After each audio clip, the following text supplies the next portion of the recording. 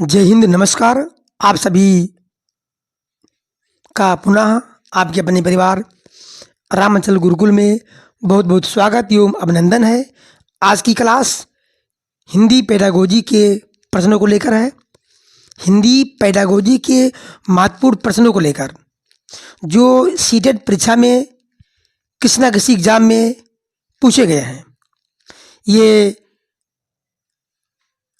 आठवां वीडियो है, क्योंकि इसके पहले हमने 7 वीडियो यानी 7 क्लास हिंदी पेडागोजी संबंधित हो चुका है।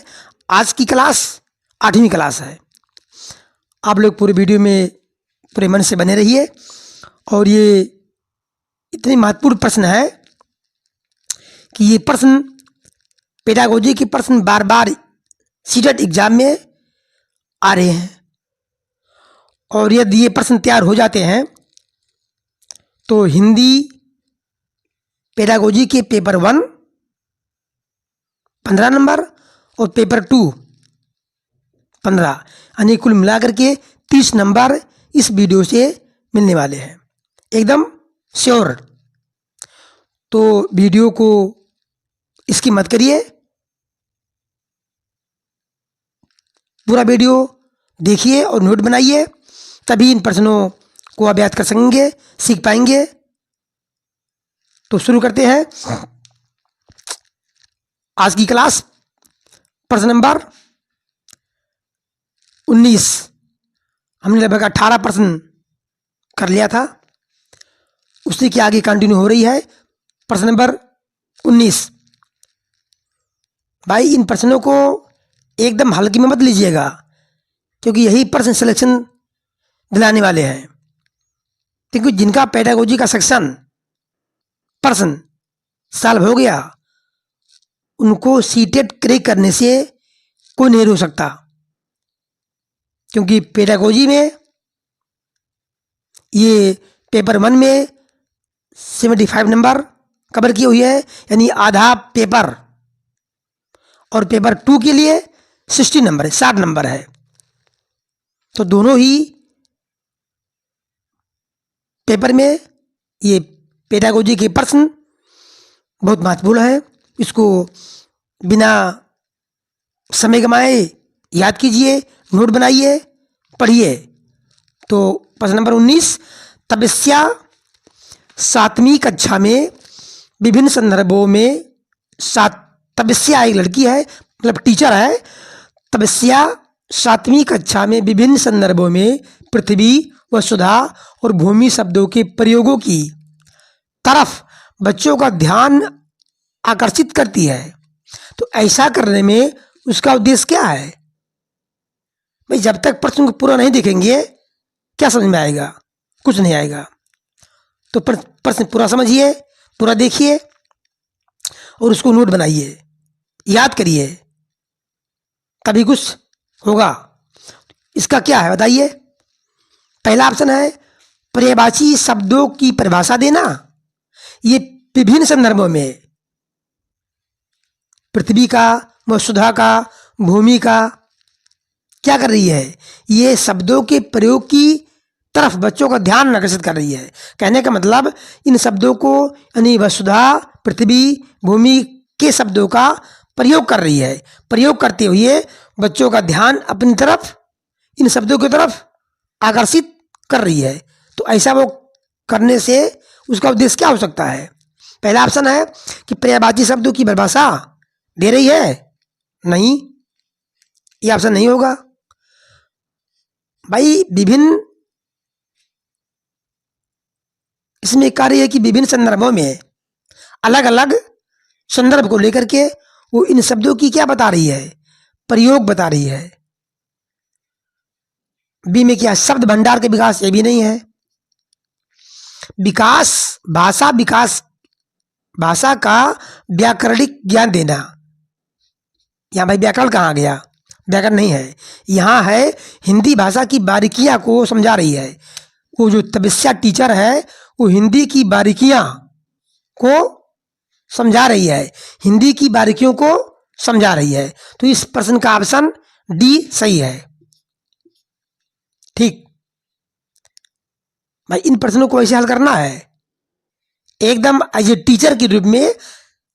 जब हम प्रश्न को सॉल्व करेंगे तभी प्रश्न सॉल्व होगा। तो जब भी पेपर देने के लिए बैठी परीक्षा में तो एज ए टीचर के रूप में अपने आप को समझते हुए हर प्रश्न का उत्तर आप दे सकते हैं एकदम आसान तरीके से। प्रश्न नंबर आगे 20, भाषा सीखने और भाषा अर्जित करने में। ये भाषा सीखना अलग है, भाषा अर्जित करना अलग है। इन दोनों में कहने का मतलब कि भाषा सीखने और भाषा अर्जित करने में अंतर का मुख्य आधार क्या है?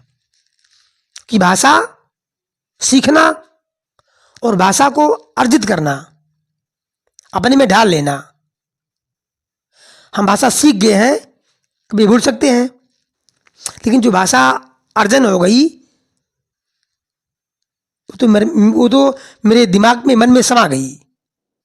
तो इसका ऑप्शन क्या है? इसका मुख्य आधार क्या है? इसका भाषा का परिवेश नहीं, ये नहीं है। भाषा की प्रकृति, ये भी नहीं है। भाषा का सौंदर्य नहीं, ये आपका है सी ऑप्शन। भाषा की जटिलता है, यानी भाषा सीखने और भाषा अर्जित करने में अंतर का जो मुख्य आधार है वो भाषा की क्या है? जटिलता है। कोई भाषा जब कठिन होती है तो उसे सीखना मुश्किल होता है, अर्जन करना आसान होता है। कभी कभी अर्जन करना आसान होता है, सीखना कठिन होता है। तो इन दोनों का जो आधार, अंतर का मुख्य आधार है वो भाषा की क्या है? जटिलता है। Option number C is correct. Next question देखिए, नाटक और एकांकी पढ़ने और पढ़ाने के दौरान, नाटक और एकांकी पढ़ने और पढ़ाने के दौरान सर्वाधिक महत्वपूर्ण है। अब नाटक और एकांकी में क्या होता है? मौन पठन होता है? नहीं। उच्चारणगत शुद्धता होती है? हाँ, नहीं होता है। नाटक के शास्त्रीय तत्व, इसे कोई मतलब नहीं है। इसमें होता है संवाद होता है। जो नाटक होता है एक दूसरे के क्या करते हैं? संवाद करते हैं। एक दूसरे से क्या करते हैं? संवाद करते हैं। तो ये आपका हुआ संवाद अदायगी। प्रश्न ऑप्शन नंबर बी सही है। क्योंकि ध्यान रखिए कि नाटक में, एकांकी में ना तो मौन पठन होगा, ना उच्चारणगत से कोई मतलब है, और शास्त्रीय तत्व भी नहीं होगा। केवल होगा क्या? ये आपका होगा संवाद अदायगी। तो इस प्रश्न का उत्तर हुआ, ऑप्शन हुआ बी। ठीक, समझ में आ रहा है? हाँ, कमेंट में जरूर बताइएगा। कोई दिक्कत होगी समझने में या कुछ पूछना है तो कमेंट में जरूर लिखिए। प्रश्न नंबर आगे देखिए, प्रश्न पूछना, प्रतिक्रिया करना, प्रतिक्रिया व्यक्त करना, परिचर्चा में भाग लेना, वर्णन करता है। ये क्या करता है? प्रश्न पूछना, प्रतिक्रिया करना, प्रतिक्रिया व्यक्त करना और परिचर्चा में भाग लेना, वर्णन करता है। ये क्या बता रहा है? अब देखिए, अगर हमें पता है, आप लोगों को पता है नेगेटिव टैग वर्ड, तो आंसर अपने आप सामने आ जाएगा। केवल साहित्यिक, ये केवल कैसा है? ये केवल शब्द क्या है? नेगेटिव टैग वर्ड है। इसको पहले तुम काट दीजिए। केवल ऑप्शन ए में भी है और डी में भी है। केवल शिक्षण ही पद्धति, तो डी भी गया, ए भी गया, क्योंकि केवल शब्द नेगेटिव टैग वर्ड है। तरीके मात्र है, ये जो तरीके मात्र बता रहा है, मतलब केवल तरीके मात्र है, तरीके केवल है, ये भी नेगेटिव टैग वर्ड है। तो ऑप्शन बी भी चला गया। अब क्या बचा है? सी बचा है आपका। ये बिना जांचे सी सही हो जाएगा, क्योंकि 3 ऑप्शन कट गया देखते देखते, इसलिए सी ऑप्शन सही। सी में क्या है? भाषा सीखने और सिखाने तथा आकलन के तरीके हैं। हम जो बच्चे होते हैं वो प्रश्न पूछते हैं, प्रतिक्रिया व्यक्त करते हैं, परिचर्चा करते हैं, मतलब परिचर्चा में भाग लेते हैं। इससे यह होता है भाषा सीखने और सिखाने तथा आकलन के तरीका है।